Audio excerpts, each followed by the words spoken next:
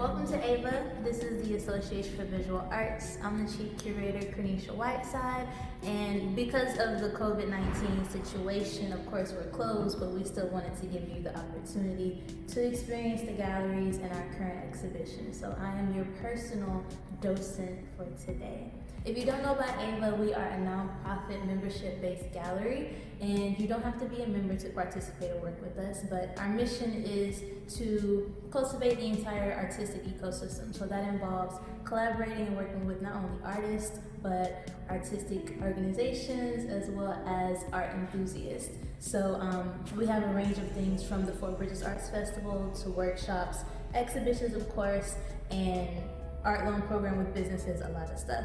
I encourage you to go to our website at avarts.org to get more information. That's avarts.org, avarts.org.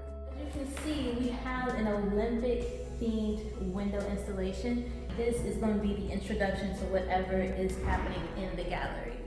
The title of this exhibition is The Olympian Spirit, and it is a solo exhibition by the artist Stephen Lester, who's not a local artist, but he's right down the street in Atlanta. And his pieces are all narrative portraits, so it's portraits of the different athletes with their corresponding stories next to the pieces. You'll notice that each story deals with certain adversities that the athlete had to overcome, whether it's something that they had to overcome just in life or it was something during their athletic career. This exhibition is sponsored by the lovely Jacqueline Hart, so thank you. She is our gallery sponsor for this 6-week exhibition.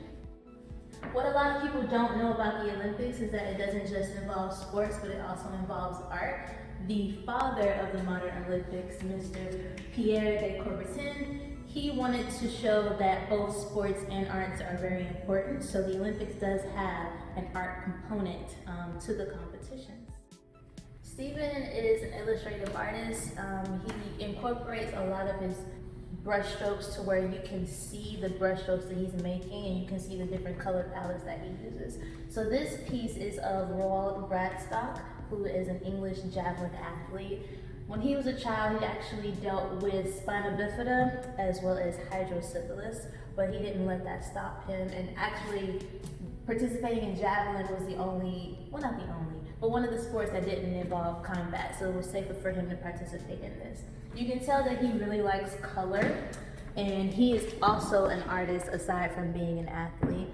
And he decorates and hand paints his own uniforms. So if you Google him, you can find a lot more of his vibrant wear. The first example of Stephen's collage pieces, which is the new style that he's trying out right now, is the portrait of Im Jong-hyun. And Im is a South Korean blind archer. And when I say blind, I mean that he is legally blind.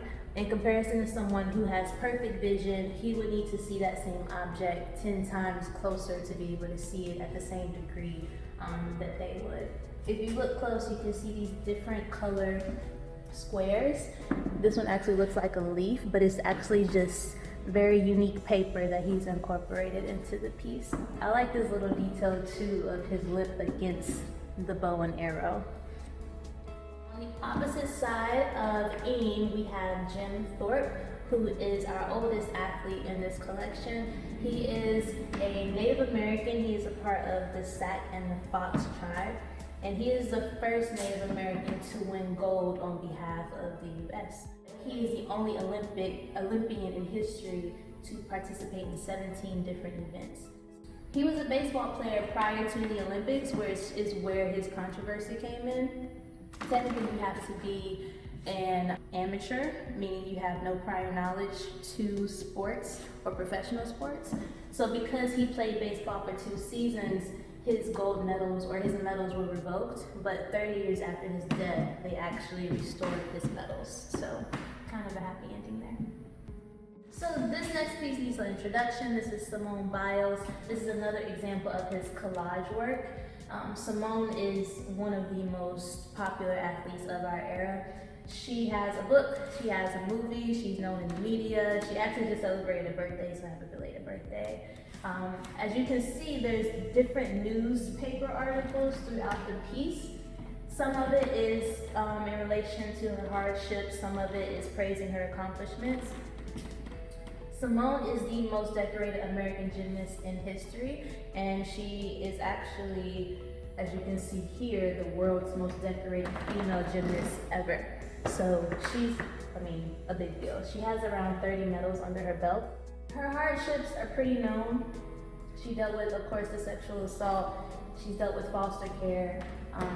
And she's dealing with bullying still to this day, but she never lets it faze her. And I think Stephen subliminally touched on that because she's the main subject of this piece. You see a little bit of the talk, but she's coming forth in the forefront as if to say she's not really letting it faze her. She's always gonna have center stage no matter what's going on behind her. This is Shun Fujimoto. He participated in the games back in the 70s, and he represents Japan. He and his team were right behind the Soviets during the games, and they understood how crucial the point system was. So right before he hopped on these rings that you see here, he did a tumble routine, and in that routine he actually ended up breaking his kneecap and tearing the ligaments in his leg. But instead of letting people know, he fought through and participated in the rings competition. As you can see, he's pretty high. He is at least 8 feet off the ground, but he still stuck the landing when he came down. And you could see in his face how excruciating the pain was, but he ended up scoring a 9.7.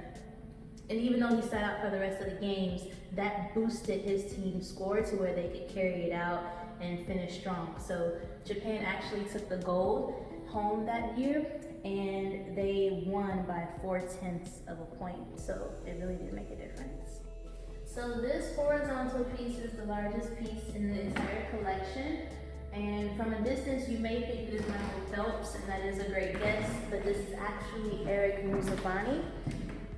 In the 90s, the Olympics introduced what they call the wild card, and where they would go to these developing countries and handpick certain athletes that they wanted to incorporate into the game. So Eric was chosen from Equatorial Guinea, and because he's in a developing country, he had never seen a pool the size of what was at the Olympic Games. So he actually learned how to swim 8 months prior to when he actually had to compete. And he was practicing in hotel pools. So when he jumped in at the games, he started off strong, but about halfway through he started to stall out, and people actually thought he would drown. But he pushed through, finished the race, and even though he didn't win a medal, and he actually finished about twice as long as the other swimmers did, he still gained a lot of respect, and he gained the nickname Eric the Eel. Our next horizontal piece features Derek Redmond. He is a British competitor. He competed in the 1992 Olympics, and as you can see, he is fallen. This video went viral, so you may be familiar with it. He started off strong, he was in good shape, and then halfway through, he tore his hamstring. But instead of giving up the race, he continued to limp and try to fight to the finish line, and that's when his father jumped onto the lane and put his arm around him and helped him finish the race. Bringing it back to the rings, this is a great way to end this collection. We have Wilma Rudolph. Wilma is actually a Tennessee native, and she is the 20th child out of 22. She came out of the womb with adversities. She was a premature baby. She dealt with scarlet fever, pneumonia, and polio, which eventually led her to being paralyzed. The doctor said she could never walk, but her mom said, no, you're going to walk, and she believed it, and it actually came true.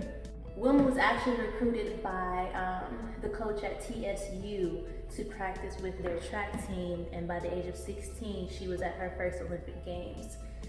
She is recognized as one of the greatest athletes in American history, and she was the first American woman to win 3 gold medals in a single Olympic Games. She's broken world records. She's amazing. And there was actually a movie about her. And fun fact, she actually retired at the age of 22 and became a teacher. Speaking of teaching with Wilma Rudolph, we are now in the Education Gallery. The Education Gallery is specifically for any educational programs or groups or anybody that just is involved with combining arts with education. So right here we have a photo documentation project of the Signal Centers School. The Signal Centers School deals specifically with children that have disabilities, whether that's development or physical. And these are students from the 2018 and 2019 class. The artist who captured these students is Farrell, and Alex is an AVA member, so shout out to you. And he's also a painter aside from his photography work, and he's also done some theological writing too. Alex decided that he wanted to have these students in a grid-like form to show that at the end of the day they're all kids, and it also gives you this united feeling with them. It makes them more powerful to see them in this large group.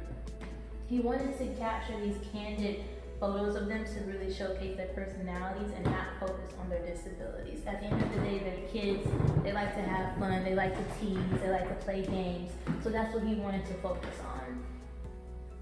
Walking you out. I really hope y'all enjoyed this tour. I hope you got some new information. I hope you like what you saw. All of Stephen's work is for sale in case you're interested before it heads to Tokyo for the 2021 games. And all this artwork will be up until April 10th. So if you have any questions or you want to get more information, feel free to reach out to us. Our website again is avarts.org. Our artists are Stephen Lester and Alex Farrell. They both have websites, Instagrams, and Facebook. And I hope you all are doing well. Thanks.